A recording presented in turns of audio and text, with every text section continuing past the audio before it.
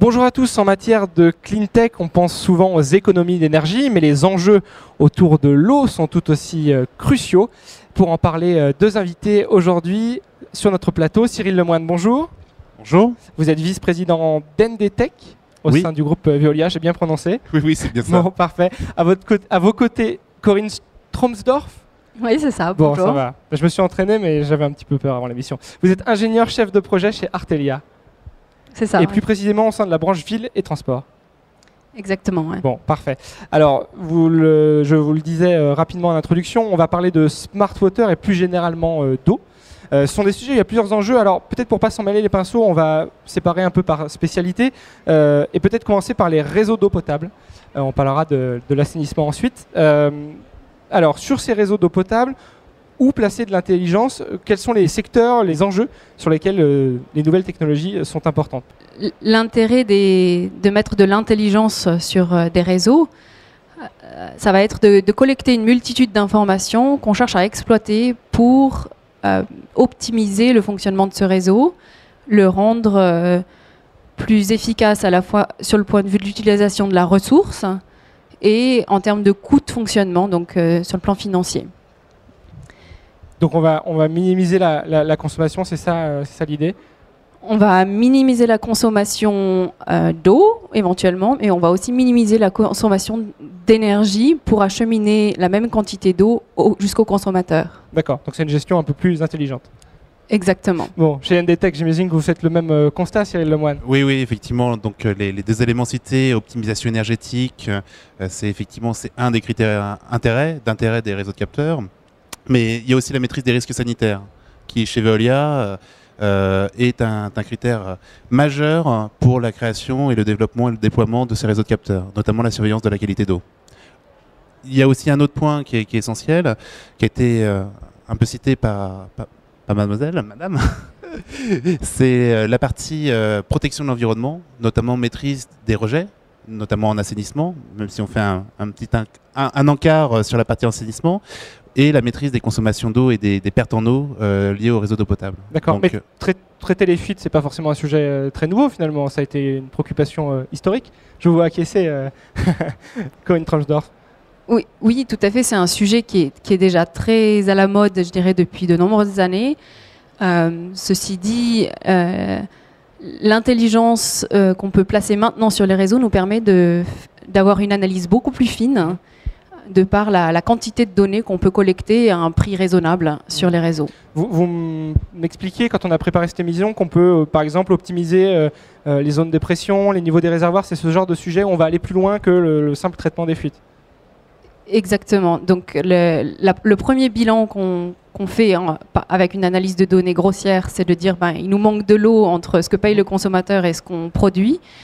Une analyse plus fine va nous permettre de nous rendre compte de la quantité d'énergie qu'on met dans chaque molécule d'eau quelque part qui est acheminée et de voir s'il y a des moyens d'optimiser cette énergie pour faire quelque chose de plus rentable. Très bien. Cyril Lemoine, quels sont les enjeux de pouvoir maîtriser comme ça en temps réel ces informations? Donc les éléments ont été partiellement dits par Artelia. Je voudrais rajouter que dans la notion d'intelligent, il y a le côté traitement des données, acquisition des données de façon aisée, mais c'est surtout l'intelligence qu'on doit dans des réseaux intelligents au sens où c'est pratique pour le client, c'est facile d'installation, et les nouvelles technologies, un peu comme les smartphones, c'est le même principe, nous permettent par une meilleure intégration à la fois du capteur, de la communication, du traitement de l'information, de faire ces services de façon effective et facile pour le client final. Et c'est ça la révolution. Effectivement, la détection de fuite, on le faisait avant, mais on n'avait pas les moyens technologiques pour le faire de façon aisée. Donc simple, efficace, c'est ça l'idée. Et je crois même assez économe en énergie. Vous me parliez de capteurs autonomes en énergie, c'est ça, c'est une technologie que vous utilisez déjà? Tout à fait. Une des particularités quand on veut équiper des infrastructures telles que les réseaux d'eau potable, c'est qu'on a des milliers de kilomètres de canalisation et donc à un moment donné, on ne peut pas se permettre d'avoir un câble à la fois pour l'énergie ou pour la communication. Et donc il faut des systèmes qui soient autonomes énergétiquement et qui utilisent des moyens de communication modernes, c'est-à-dire du sans fil. Donc ça c'est vraiment important. Très bien. Alors peut-être juste avant de passer à l'assainissement, jusqu'où aller dans cette intelligence? Je sais que chez Artelia, vous n'êtes pas forcément convaincu par l'idée d'aller jusque chez le particulier. C'est peut-être pas le plus crucial, c'est ça l'idée? Voilà, alors c'est une thématique qui est encore un sujet à débat. Pour nous, l'intérêt de l'information réside plutôt au niveau du quartier, où on peut encore faire des analyses de gestion de la pression, justement, d'améliorer la gestion des niveaux des réservoirs et des stations de pompage, et pas tellement au niveau de l'usager. Mais une question ouverte. Alors je vais peut-être me on n'a tourner pas vers tout à votre fait, camarade. enfin, on n'a pas exactement le même point de vue. Tout dépend de ce qu'on appelle usager. Alors nous, on classifie, on a un type d'usager qui est vraiment intéressant, je dirais ciblé, c'est les clients sensibles. Hôpitaux, crèches, écoles. Oui, je me suis et là, exprimé, effectivement, je voulais parler des habitants. voilà, il y a certaines typologies de clients finaux, d'utilisateurs de nos services qui doivent être sous observation. Oui, parce que c'est des gros consommateurs et donc. Exactement. Voilà. Mais c'était peut-être la question du particulier ou de l'habitant sur lequel c'est davantage soumis à débat. Je vous avais promis de passer à l'assainissement, donc on va passer à l'assainissement. Au-delà des problématiques de réseau, qui je pense sont assez similaires avec ceux des réseaux d'eau potable, est-ce qu'il y a des spécificités, peut-être Corinne Tromsdorf, sur l'assainissement? Est-ce qu'il y a des enjeux spécifiques? Oui, alors les enjeux vont être un petit peu différents parce que dans l'assainissement, on essaye, donc tout d'abord au niveau du réseau, on évacue des eaux, à la fois des eaux usées et des eaux pluviales, souvent dans des réseaux unitaires, donc qui mélangent ces deux types d'eau. Donc les réseaux intelligents vont nous permettre de beaucoup mieux gérer les événements pluvieux et d'éviter l'activation de déversoirs d'orage qui entraînent des pollutions, de mieux gérer les bassins de rétention et donc d'avoir une meilleure anticipation de ces événements pluvieux. L'autre aspect, ça va être une meilleure connaissance du réseau dans son ensemble qui permet de mieux anticiper les zones qui nécessitent une réhabilitation, des extensions, pour mieux gérer à la fois ces événements pluvieux et l'acheminement des eaux usées vers les stations d'épuration. Là, c'est une gestion patrimoniale, après, c'est savoir où remplacer. Exactement, ça nous permet d'avoir une gestion patrimoniale intelligente et proactive surtout, ce qui n'était pas forcément toujours le cas auparavant. Très bien. Cyril Lemoine, sur ce sujet. Tout à fait d'accord avec Corinne là-dessus. C'est clair que les réseaux de capteurs, que ce soit pour l'eau potable ou l'assainissement, nous permettent de gérer, d'avoir une meilleure gestion du patrimoine de la collectivité, de la municipalité. On peut parler par exemple aussi des eaux d'infiltration dans les réseaux qui sont un peu défectueux, notamment en assainissement, qui font que on a des risques de contamination de la nappe phréatique et à la fois une grosse quantité, je dirais des volumes additionnels à traiter qui ne sont pas nécessaires. Très bien. Il y a peut-être aussi un sujet auquel on ne pense pas forcément, c'est la sécurité. Je crois que vous m'avez parlé d'un accident assez terrible, c'était en Finlande, c'est ça? Expliquez-nous. Oui, effectivement. Les accidents n'arrivent pas qu'aux autres. Et donc, en Finlande, en 2007, il y a eu un mauvais branchement d'une station d'épuration vers le réseau d'eau potable. Donc, malgré les plaintes consommateurs qui ont lieu dans les heures qu'on suivit par des mauvaises odeurs et des problématiques de goût, le temps de faire les analyses, d'emmener les analyses, enfin de faire les prélèvements, de les emmener au labo, d'avoir les résultats, il s'était passé déjà 2 jours et 6000 personnes ont été malades. Donc sur cette petite ville qui fait 30 000 personnes, à la fin de la semaine, il y avait 9000 personnes de malades. Oui. Donc vous imaginez je dirais la crise que ça peut provoquer et la paralysie totale du système. Et effectivement, on est dans des cas où les risques sont faibles, ça arrive pas souvent, mais une fois que l'impact est très fort. Bon, on mesure bien qu'il y a aussi des enjeux de sécurité.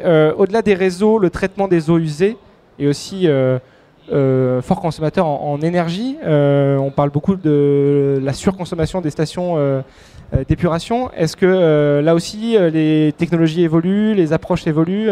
Qu'est-ce que vous constatez sur ce sujet chez Artelia?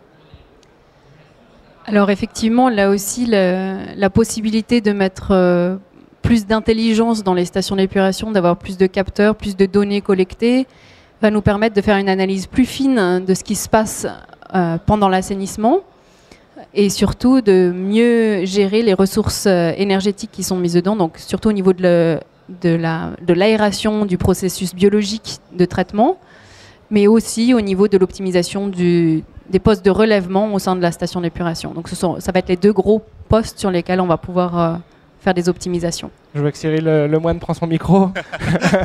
Oui, effectivement, je voudrais réagir là-dessus. Il faut bien imaginer faut bien se rendre compte que la donnée, en tout cas le fait de mettre des capteurs ou des mesures, ça ne sert à rien en soi. Ça sert à quelque chose à partir du moment où on les utilise pour réagir. Alors effectivement dans le réseau, on va réagir en déclenchant des alarmes, en allant opérer ou vérifier ce qui se passe. En usine d'assainissement, on va l'utiliser pour ce qu'on appelle le contrôle-commande. Et Veolia là-dessus insiste beaucoup pour développer des algorithmes de contrôle qui permettent d'avoir une meilleure, réactivité de nos process et surtout un meilleur rendement entre énergie, efficacité et performance. Très bien. Il y a moins consommé d'énergie et peut-être même en produire. Je crois que chez Artelia, vous croyez beaucoup à la notion d'écosystème.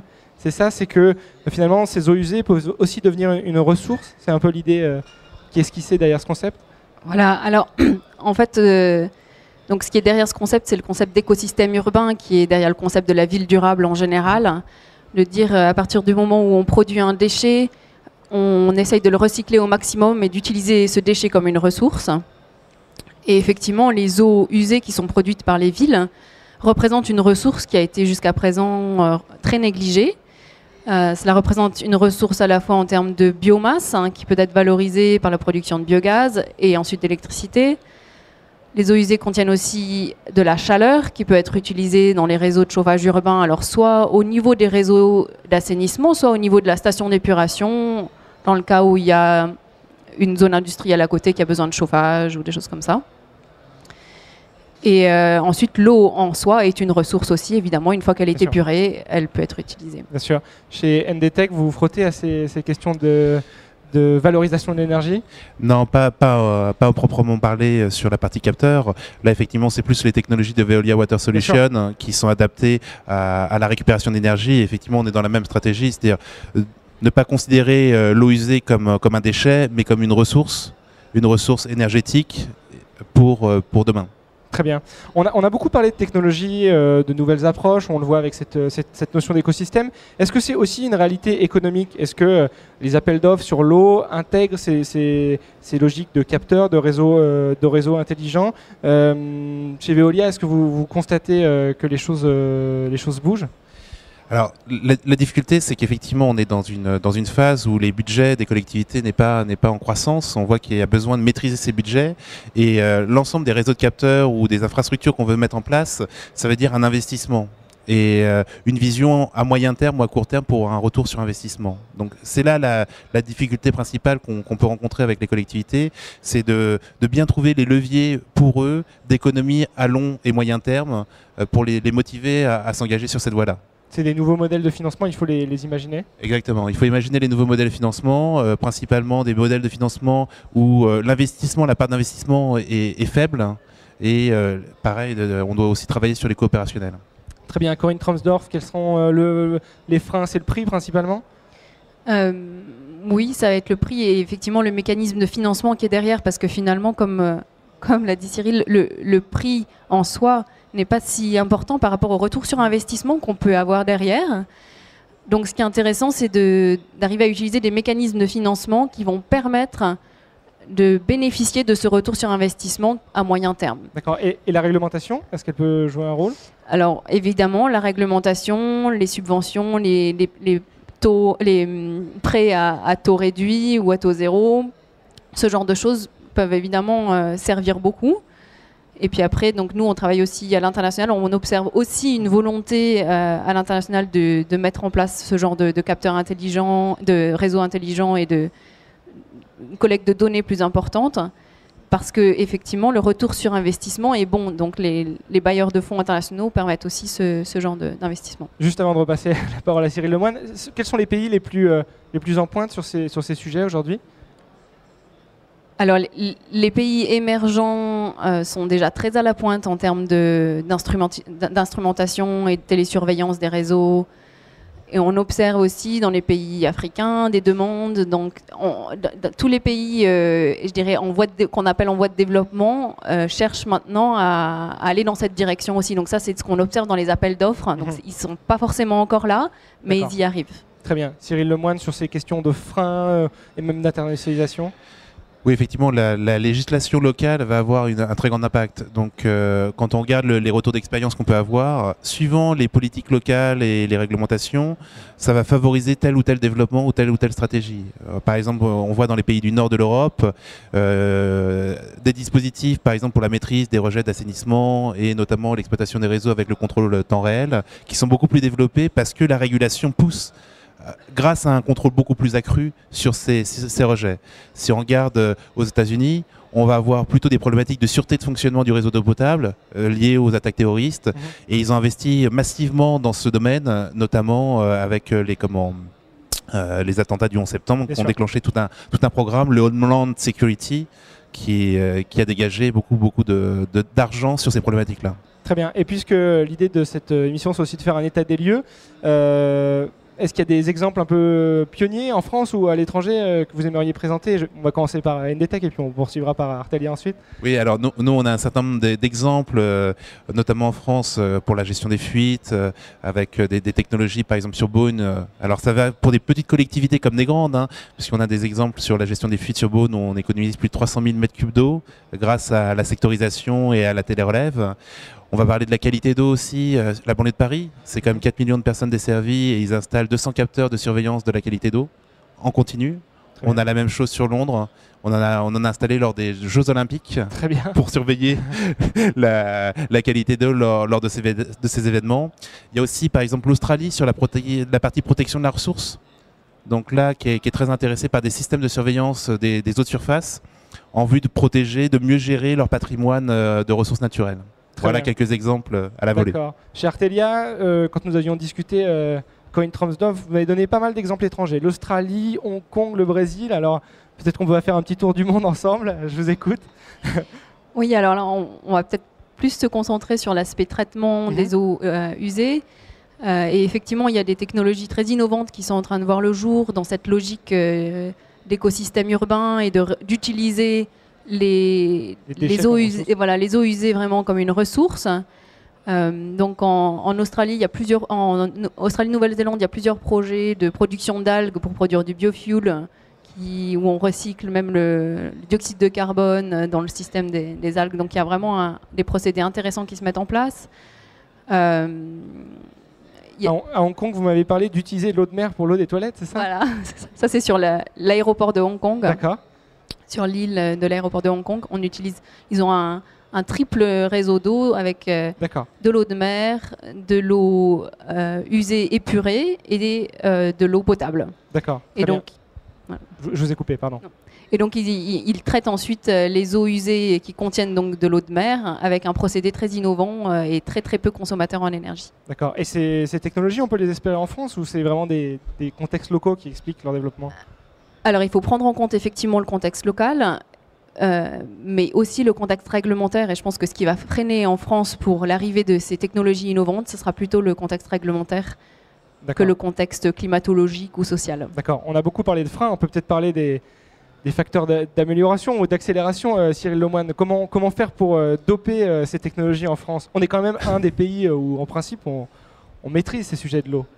Les besoins en fait, c'est-à-dire qu'on a un patrimoine qui va être vieillissant, on a des contraintes financières au niveau des collectivités qui vont faire qu'elles vont avoir une gestion de plus en plus difficile de leur patrimoine et ces solutions de réseaux de capteurs ou des nouvelles solutions de traitement à faible coût énergétique vont être un moyen d'autofinancer l'eau. Donc de pouvoir gérer, continuer à préserver notre qualité et voir l'accroître, la qualité de l'eau distribuée, la qualité de notre environnement, tout en le faisant de façon économique. Et c'est là le point fort pour moi des réseaux de capteurs. Très bien. Chez Artelia, est-ce qu'il y a quelques idées comme ça pour doper l'émergence de ces technologies? Je vais abonder dans le sens de Cyril. Je pense que c'est vraiment en regardant le retour sur investissement qu'on a par les économies qui sont faites, qu'on arrivera à mettre en place ce genre de systèmes qui sont aussi plus écologiques. Bon, très bien. On espère que certaines collectivités regarderont cette émission et puis entendront votre discours. Je vous coupe avec une mauvaise nouvelle, c'est que c'est la fin de cette émission. Mais la bonne nouvelle, c'est qu'il y aura une autre émission sur les thématiques du Smart Water. Ce sera lors du 3e jour de cette semaine à Polytech. Là, on sera avec des industriels et notamment Schneider Electric et M2O City. Merci à tous les deux pour votre participation à cette émission. Merci à vous de nous avoir suivis. À bientôt pour de nouvelles émissions sur ce plateau télé à Polytech. Restez verts. Au revoir.